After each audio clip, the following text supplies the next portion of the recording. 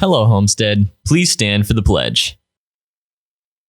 I pledge allegiance to the flag of the United States of America and to the republic for which it stands, one nation, under God, indivisible, with liberty and justice for all. Please stay standing for a moment of silence. From Homestead Media, this is HHS In Depth. Right now on HHS In Depth, how will classes transition back to the pre-COVID days when that day comes? Or will we see many classes utilize much of the new ways of learning like we've seen this year during the pandemic? Plus, with AP testing just around the corner, we'll show you some tips to get those taking the test prepped and ready to score high this year. Those stories and more straight ahead. Thank you for joining us today. I'm Nana DeHook. And I'm Cora Shaw. We'll get to those stories later on, but first, we start today's show with the sad news we heard over spring break, the passing of Mr. Sagnon. It's been 6 weeks since Mr. Sagnon became ill and couldn't return to his teaching job here at Homestead. And last Friday, Mr. Sagnon peacefully passed away with friends and family by his side. HHS In Depth reporter Ashton Hackman has a look back at one of Homestead's most beloved teachers. This week, tributes are pouring in for one of Homestead's most impactful teachers. The son of a teacher mother, Marius Sagnon was born in Burkina Faso in 1966, growing up in a country where education was a privilege. Marius was destined to become a teacher, moving to the United States in 2003 with a master's in teaching. For Marius, teaching was everything. In 2019, he was the SACS Teacher of the Year. My student, that's my favorite thing. They bring me so much joy that every single day there is no reason for me not to come to school. And being part of that, it's more than a privilege. It's a gift of God. For some, he was just a French teacher, but for others, he was a best friend, going out of his way to make a connection with every student. He traveled to basketball games, cheering on the Spartans as they won a state title. Half of our talent. Homestead's biggest fan, never a serious moment. She said pow. That's the net makes pow. Mr. Sagnon was always committed to inspiring his students. Graduation parties and college signings were common places you could find him. His classroom was always filled with laughter and joy, never a dull moment. In late February, Marius was rushed to the hospital with a medical emergency. The community's love for him evident, a GoFundMe page raising thousands within hours. Marius was transferred to Indianapolis for a clearer diagnosis, his students there fighting with him. His fiancée Kate posting updates by his side through it all. After weeks of treatment, he'd returned to Fort Wayne, his students with no hesitation taking the time to visit him. Marius passed peacefully on April 9th. Kate posting a poem that fits Marius and his demeanor. A smile costs nothing and produces much. It is the sweetest sign of friendship. And if sometimes you meet a person who no longer knows how to smile, be generous. Offer him yours, for none have more need of a smile. And that smile, beaming with happiness and eagerness to help make anyone's day brighter. Merci beaucoup, monsieur. A scholarship in Mr. Sagnon's name has been established here at Homestead, and his I Believe in You campaign is accepting donations in the Treasurer's office. The recent wristband sale for Mr. Sagnon raised almost $1,400. The end of the school year is almost near, and with vaccines being rolled out nationwide, many classrooms hope for the chance to enter some type of normalcy starting next school year. HHS In Depth reporter Nisha Lalaria introduces you to a specific class at Homestead that hopes to adapt things they have learned from the pandemic into next school year. With the beginning of next school year coming sooner than we know it, many classes are left with the question of what to do with the changes they made because of COVID-19. However, Mrs. Hassar's ceramic class is not letting go of all the COVID changes quite yet. I definitely have added more individual check-ins or had more days where I had people hold up their projects. Last semester there were a number of people who seemed to be getting things done but didn't actually get them done in a timely manner. So instead of last semester everybody who's virtual had to bring things in, I'm doing some more virtual grading to make it less likely to have somebody turn in something from the internet. They have to have in-progress photos and photos with themselves. The pandemic has caused the ceramics class to change its structure. Some changes have even improved the classroom. The individual sets of tools and supplies I probably will continue to do that. I've liked how that has minimized some of the mess and it makes things a little bit easier for some of the students in some of the classes. Always before in ceramics, nearly every piece was supposed to be glaze fired. I think I'll just limit it to the ones that people are really happy with. Mrs. Hassar is hopeful that the next school year will be similar to the ones in the past, as it would bring a sense of normalcy back into the classroom. It's been very difficult to combine in-class and virtual expectations and lab classes when people switch back and forth between virtual and in-person. If they don't have their supplies, it makes it very difficult to be successful. So I'm hoping that everyone will be back in the classroom. With the number of people getting vaccines going up, expect a similar or even different classroom for the next school year. Reporting for HHS In Depth, I'm Nisha Lalaria. It was warm last week, but these next few days will remain cold. I'll have the forecast in a few.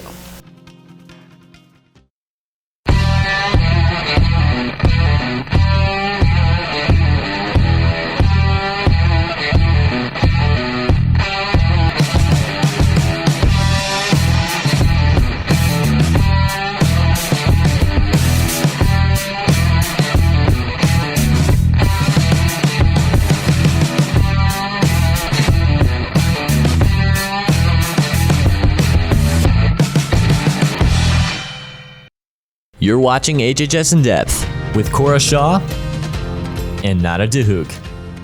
Seniors, it is that time of the year. If you would like to have photos of you and your friends in the graduation video this year, please send your high-resolution photos to hhsindepth@gmail.com. Please only include seniors in the photos you send. Do you love to dance, perform, and compete? Don't miss your opportunity to join the nationally recognized Homestead dance teams.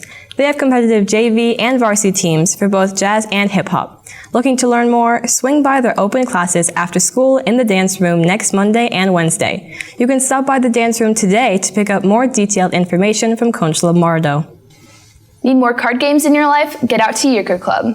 The spring tourney is today after school in room 212. All players are welcome and no playing experience is necessary. Seniors, tell your parents it's time to purchase your senior ad. Simply go to yearbooksforever.com and buy yours before the deadline.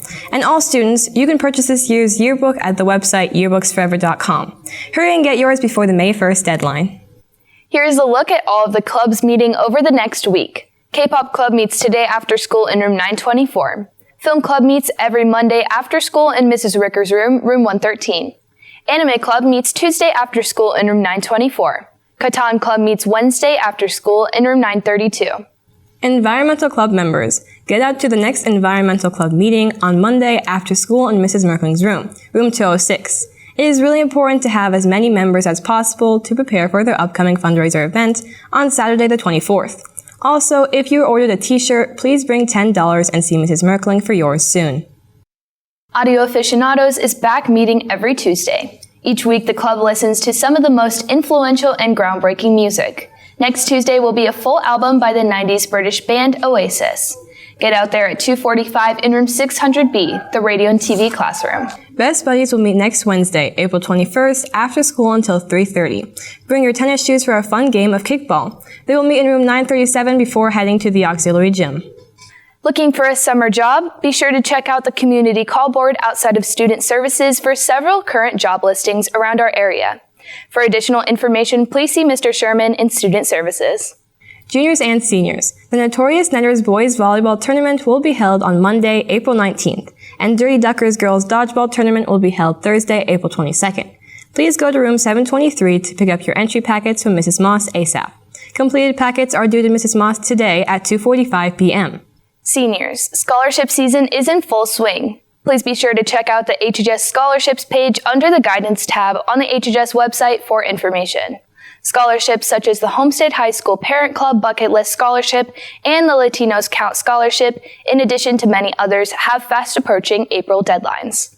Fall of 2020 athletes. Tournament patches have arrived and need to be picked up in the athletic office by the end of the day today.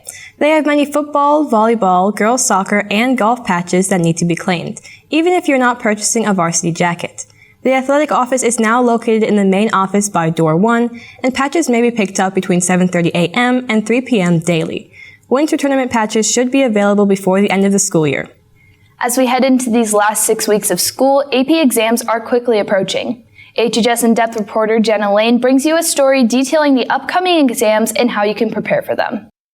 After our return from spring break, the countdown is on as students continue preparing for the AP exams next month.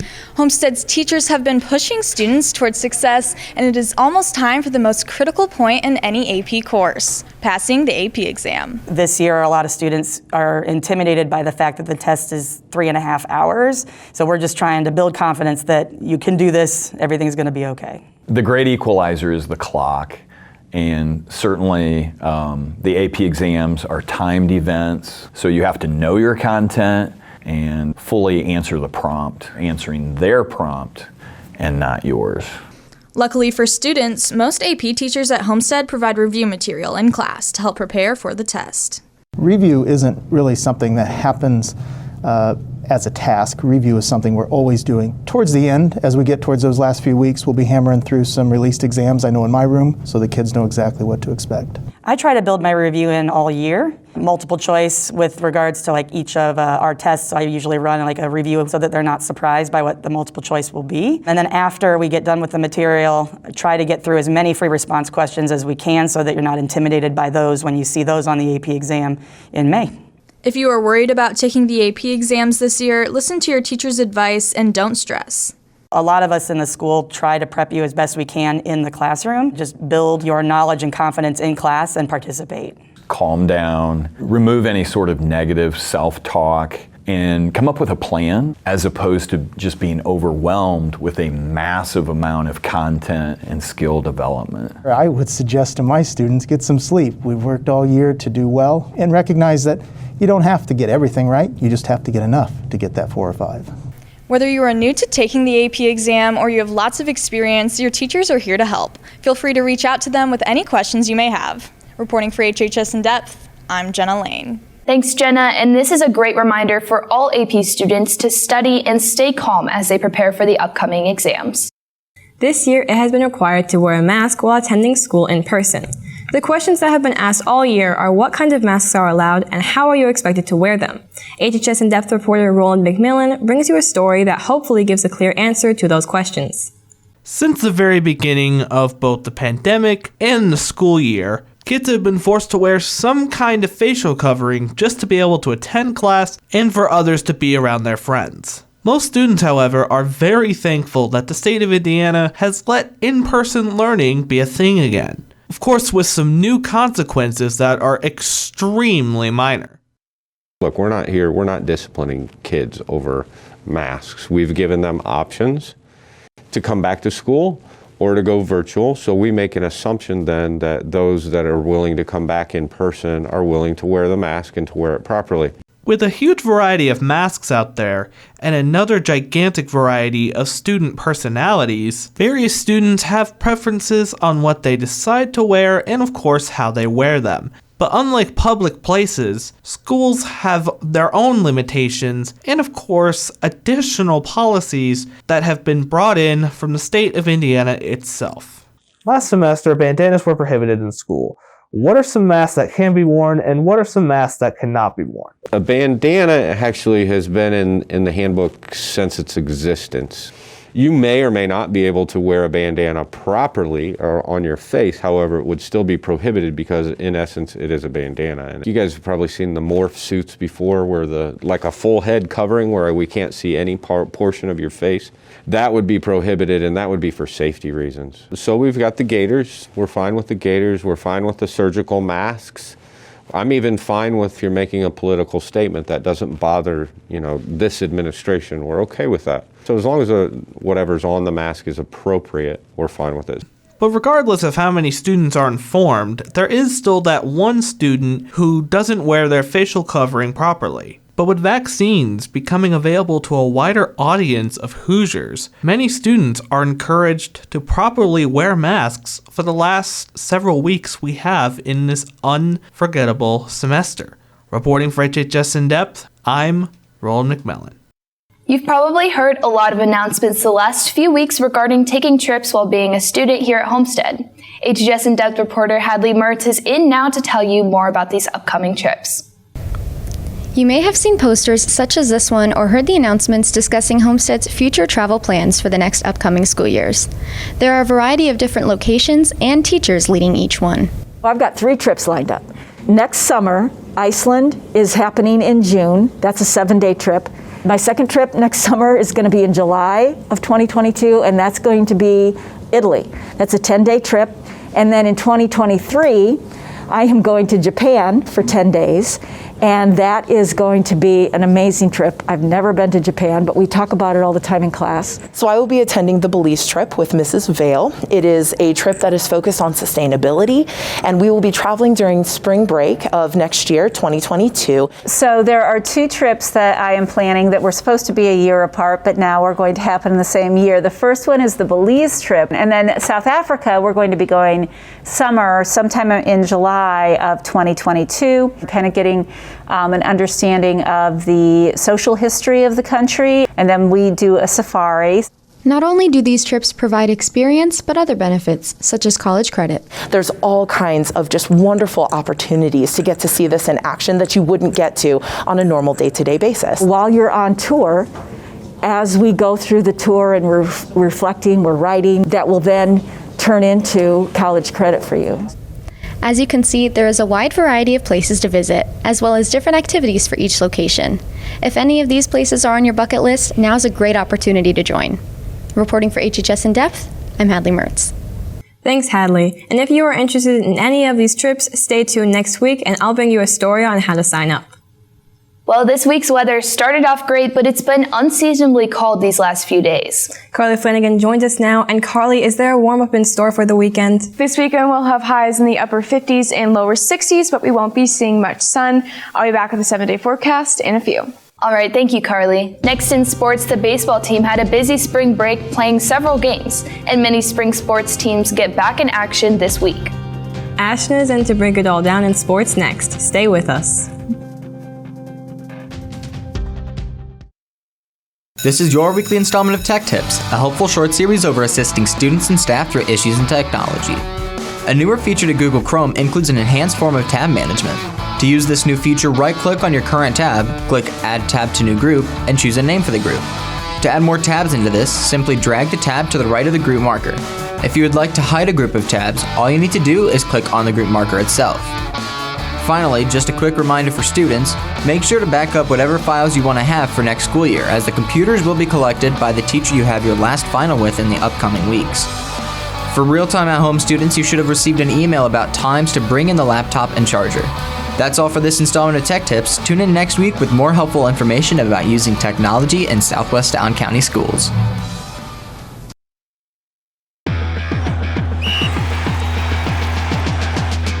Welcome back. Hope you had a great spring break. The baseball team sure had a pretty busy week with 3 games.